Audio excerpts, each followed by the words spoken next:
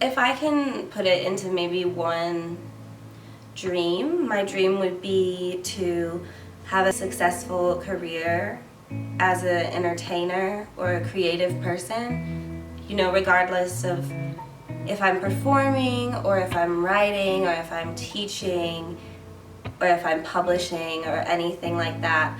I just want to be able to make a living from it and be happy.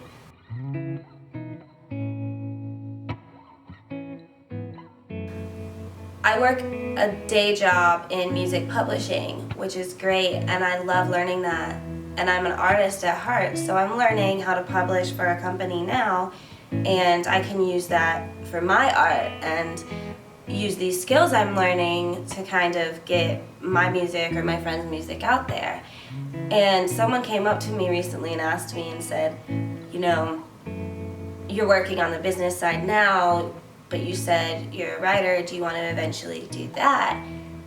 And it kind of confused me because as a writer or as an artist, you are a business and, you know, you're an entrepreneur. And so I told her that, you know, I'm always going to be working on the business side. I'm always going to be thinking of new things, thinking of what I can do. You know, I'm working in publishing, and that's helping educate myself as a writer, as someone who wants to publish my own music and get it licensed in films and get music I really care about out there to the public.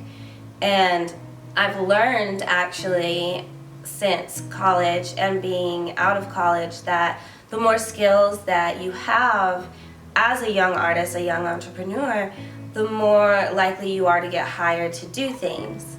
If you're going on tour and you're a backup vocalist, but you can also play light percussion as a tambourine, or you can play the violin, you are more likely to get hired for certain jobs. And for me, I've always loved learning, and I think that's part of it. You know, I know how to play multiple instruments, and I songwrite and sing, and I always grew up performing, and now I work on the business side and going to events and networking and reaching out to people and using social media and interacting with people.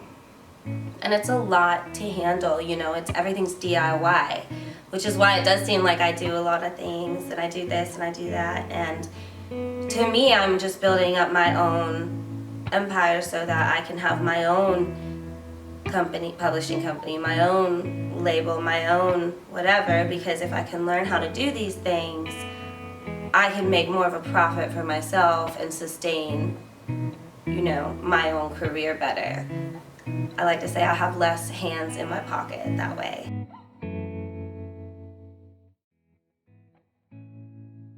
Challenges is how do you make a living at it, you know. It's not like a 9-to-5. You don't know always when jobs are gonna come and go. I've had many jobs since I've moved here.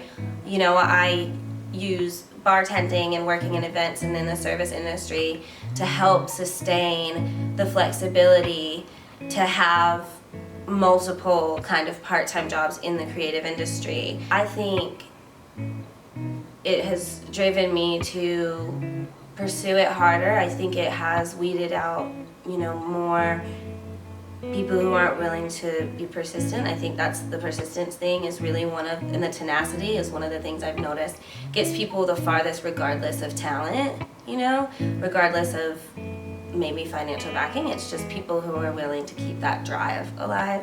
But I think supporting other women especially is going to help us all succeed, and just having that community. And I think we have the chance to be a better community than some other big cities and big entertainment cities, you know, where it's more like claws out, you know, negative competition. You know, you can be competitive, and I've learned that from the female publishers I work for. You know, they're competitive, but in a healthy way, and that's really what I've learned, and I work towards, you know, to push other people, and they'll push me in a good way, though.